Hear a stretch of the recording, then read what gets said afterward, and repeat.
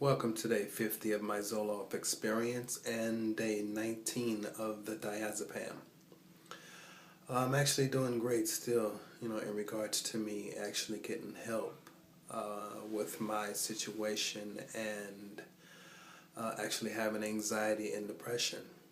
So I really appreciate, just being smart and taking the initiative to actually be able to take a medication, which it really took me a long time to come with, to be able to cope with, having a extreme case to where I would need medication to become, so-called normal, or, just feel like myself again.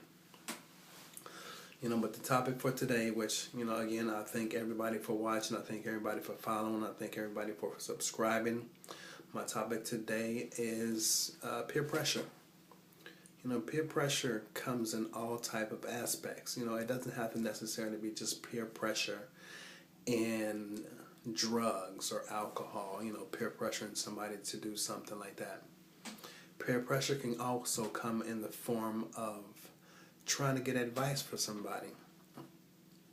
And they could actually give you the wrong advice. Like, say, in my instance, I have anxiety and depression.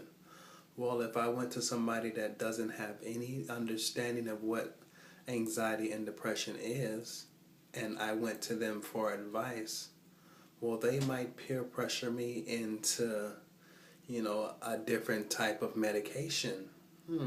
Maybe weed, a different type of treatment, maybe a pain pill. So always be careful of the type of peer pressure, peer pressured advice, or just anything peer pressured that could lead you the wrong way. Be careful who you explain or who you talk about your situation to, because peer pressure can be very harmful to actually being able to get back to your normal self. And I've experienced a lot of peer pressure, because a lot of my anxiety was getting on the freeway. I couldn't drive the freeway. But yet, when I had somebody in the car, it was peer pressure as far as, come on, man, if you take the freeway, we get there faster. Just hop on, you'll be all right. That's peer pressure. When in fact, in your heart, in your mind, if you get on this freeway, you're going to have a panic attack. And now you're going to look, more crazy, because when in fact you knew you shouldn't have got on there. You get on anywhere. Now you're a laughing stock, because now you look like somebody crazy, which in fact you weren't crazy. You just made a bad choice by getting on the freeway.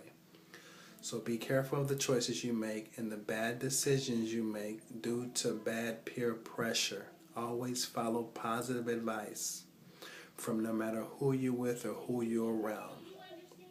And if somebody's going through the same symptoms in the same situation as you, be open to collaborate with them and see maybe what has helped them and what can help you, because, two people going through the same thing can have some actual experiences that they could actually see that are similar to be able to help each other.